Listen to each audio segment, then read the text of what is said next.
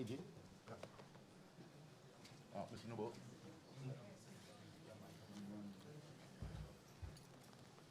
Jones.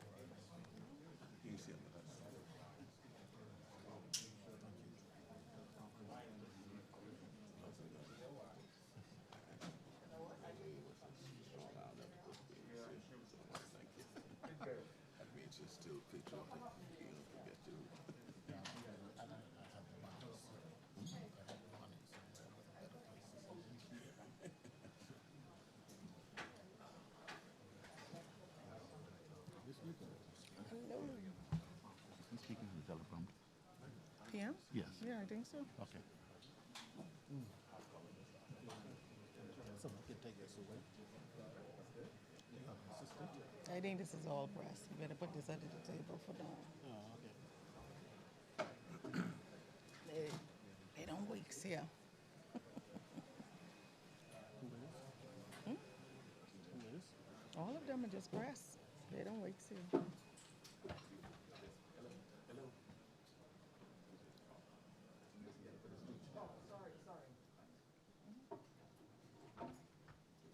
do I speak last?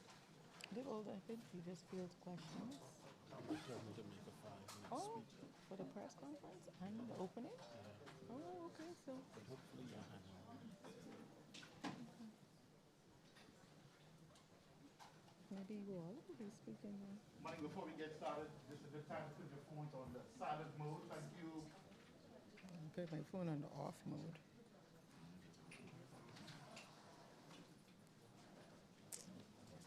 Good morning, members of the media, and we're indeed delighted to have all of you here for an historic week in the Commonwealth of the Bahamas as we put the region and the world's focus on climate change from a regional perspective. This morning's press conference is really to outline the mission and the focus of this week, what we hope to achieve, the purpose for this meeting, inaugural meeting, I might add, that the Bahamas has established that we hope to be in the calendar. And you'll hear this morning from Prime Minister Davis, who's been leading the charge worldwide on this. He'll talk to you about the conference as a conference host. We also have here with us the Attorney General for the Commonwealth of the Bahamas, the Honorable Ryan Pinder. Next to Prime Minister, we have Mr. Donald Cooper, who's Director of Transparency at the UNFCCC, and so he'll be here to take any questions. And then on the far left, we have Rochelle Nouveau, who is our Special Advisor on Climate Change in the Office of the Prime Minister.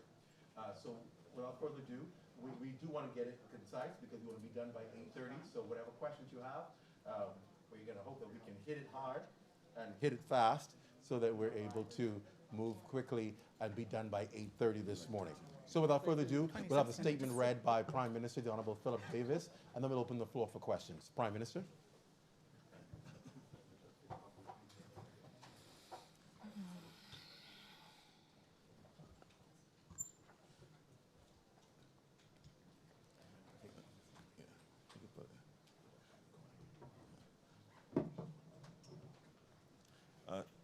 Thank you, Clint. Start off by saying good morning, members of the press, and thank you for coming here so early today. I wanted to say a few words ahead of this historic week for our region as the Bahamas hosts the first regional meeting of the heads of government of the Caribbean within the United Nations Framework Convention on Climate Change. In 2019, almost 3 years ago exactly, our country was hit by a Category 5 storm. Hurricane Dorian devastated Abaco and Grand Bahama, ripping up homes and businesses and schools, shattering families and communities and resulting in many loss of lives. We live in a region accustomed to fierce storms, but the scale and scope of this tragedy and the certainty that more Category 5 storms are in our future underscored not just for Bahamians, but for many throughout the Caribbean, the urgency of addressing climate change. There's no country on earth where the impact of climate change cannot be felt. But for small island nations like ours in this region, the threat is existential. The World Meteorological Organization recently reported that sea levels rose more swiftly in the Caribbean region than anywhere else in the world in 2021. This is the front line. We know we need to rebuild for resiliency and to adapt for the realities of a warming planet. But that's a task made harder by the economic impact of Dorian. That one storm alone cost our small country billions of dollars. In fact, half my country's debt can be linked to hurricane damage. Burning fossil fuels has generated an enormous amount of wealth globally. Yet it is countries like ours who have contributed such a tiny fraction of global emissions who are both most vulnerable to the impacts of the accelerating changes in climate and badly positioned to afford adaptation strategies. In other words, those who are least responsible for the climate crisis are paying the highest price. This week, we come together with shared determination so that in November, we'll speak in one voice at COP27 on the most vital and urgent climate issues of our time. Our goal is to construct practical climate financing solutions, ones that help us move forward rather than lead to further indebtedness. I remain optimistic about our collective ability to meet the challenges of climate change. I believe we can change course. On behalf of the government of the Bahamas, I would like to thank the UNFCCC for their support in hosting this regional heads meeting. I want to thank you. We are open for questions. Yes. Questions? Yes. I'll sit.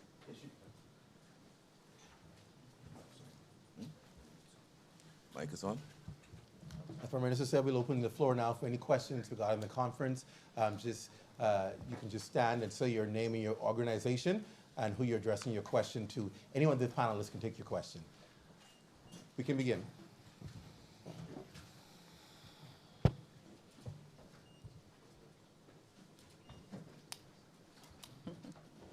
Good morning. My name is DeAndre Hamilton. I'm from Magnetic Media, which is based in the Turks and Caicos Islands primarily. I'm happy to be here and thank you. In this discussions today, the discussions you had today with the regional leaders, what do you really hope to expect to happen? Because of course, you know, there continues to be doubt about what impact can really happen when it comes to these small island developing states and the kind of influence it can have on the big boys, if you will. Yeah, well, first of all, we do appreciate that coming together and being able to unify our voices will have more impact than if we speak separately on the issues of climate change. What we expect to achieve here is the promotion of ensuring that the individual needs of our various Caribbean communities are identified. We see how we could find our common interests and common cause to ensure that our voice is heard. There are a number of issues that we'll be discussing, and the outcomes from here will be documented in an outcome paper that we will hope to be put to COP27. And in speaking with one voice, we think we will be able to move the needle a little bit. For example, I'm encouraged by the movement recently made by Australia and the United States, two of our world's largest economies, which seem to be a movement in the right direction. And I think that's because our voices are now being heard. And even though it has not been collated as one, there's a central theme that comes from our voice. We're now trying to make it all one voice. But Mr. Prime Minister, can you clarify, will this mean you're pressuring them on financing the support? I know you've announced a digit, or is this about getting them to do the things they have agreed to do in the Paris Accord? Well, if you recall, a lot of commitments have been made by what I call the world's largest emitters and the industrialized world. Number of commitments which have not been lived up to. The number of issues that's coming in that will distract us from the main questions that need to be answered going forward. So, for example, the geopolitical issues that has been brought on by the war in Ukraine, which has disrupted the supply of fossil fuel. And the question is, well, what do we do? And what has been revealed by that intervention, and what has been revealed is that the dependency on fossil fuel could cause a lot of damage and hurt to various jurisdictions and communities. And so there has to be a response to that. I think part of that response is to be found in the new legislation that is being passed, that has been passed by the United States, where they are going to have a transitional period in respect to exploring and exploiting for oil. But at the end of the day, it is causing them to live up to the commitments. So and the pressure is not that we are pressuring them, but they have committed. We want them to live up to their word. Because for my part, and I've said it before, we are commitment fatigued and we are pledge fatigued. So, of course, the pledge to make available $100 billion is yet to be realized. And that was made, how many years ago now, Donald? 15 years ago. And so the question now is, the time for action is now. The time for talking needs to cease. And that's why I said I'm gratified by what has happened in the United States and Australia very recently.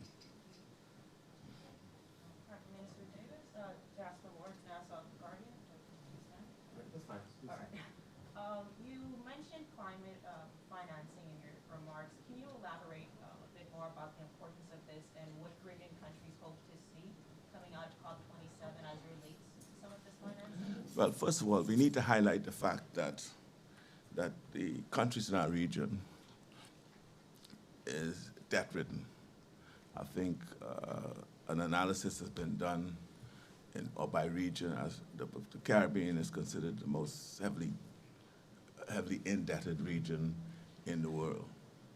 And when we look at the debt profile of Caribbean regions, you would recognize that at least in our case, up to 50% of our debt, and in many cases of the Caribbean region, their debt could be linked directly to the consequences of climate change. Borrowings associated with recovery after a hurricane or after devastation. That's related to climate change.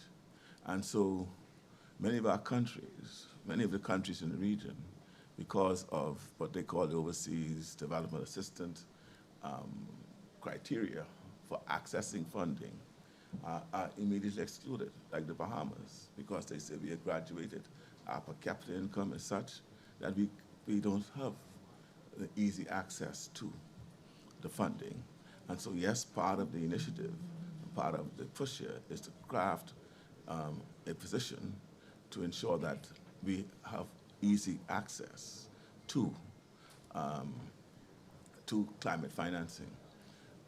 You would find that we have been promoting a new criteria, which is called the Multidimensional Vulnerability Index, which looks at countries' vulnerability as opposed to just their per capita income to be able to access funds. We're also seeking, because we have a number of the lending institutions present, World Bank, IDBF, CDB, they're all here present. We're also going to seek to have them have what they call access windows and portals directly linked to climate change so that Caribbean nations could, instead of going through the cumbersome processes to be able to have a clearer and certain path to be able to access funding. Current period from Bahamas, question from Prime Minister. Under the wealthier countries have been committed to $100 billion for climate financing. They didn't follow through on that commitment in 2020, 21, and 22. So are you confident that at the outcome, with the presentation of this paper, that you will see some forward movement on that commitment? Yeah, I'm confident that, and I'm cautiously optimistic, but confident that we might see some results in that regard. I mean, the initiatives that's been embraced now by legislation in the United States and Australia gives me that confidence that we will see at least those two countries living up to their commitments. Other questions? We all good? But I just invite Mr. Donald Cooper, who is the Director of Transparency at the UN, who represents the Executive Director of the UNFCCC, I say UNFCCC. And let me just say, I do so because he's a proud Bahamian that is representing us well in the international community. So Donald. Thank you very much, Prime Minister. Talk about no pressure. The UNFCCC, like all of these UN organizations, are full of fancy words that mean nothing to virtually everyone.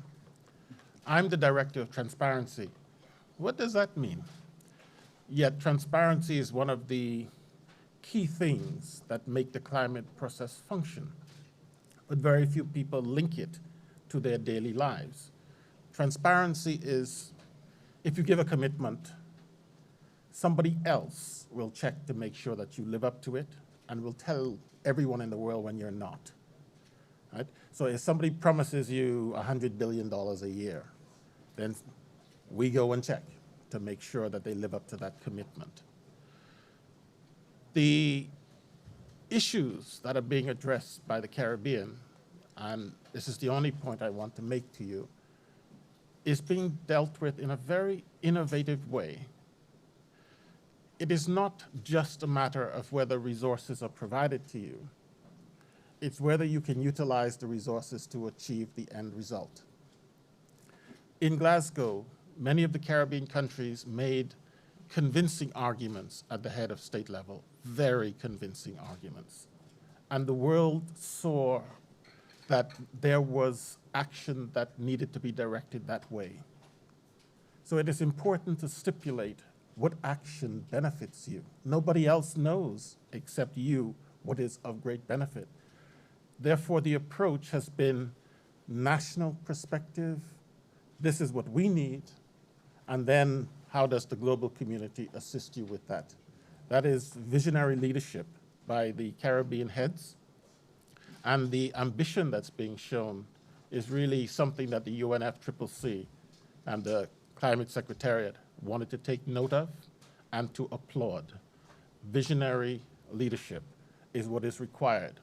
The world is not as big, nor as complicated, nor as set in its ways as we thought 5 years ago. COVID-19 has demonstrated that within a very short period of time, everybody's life can change dramatically. So when we look at the solutions, we should not look at what the limitations are, but rather what is it that you want to achieve. So we look forward to working with all of the Caribbean leaders and thank the Prime Minister of the Bahamas for the vision to bring this together. Thank you. Any further questions? If not, we can wrap up. Press briefing for this morning. The opening ceremony will begin at 9 o'clock. We have a press briefing this afternoon. We'll give you more information on it. Thank you. Good morning, colleagues.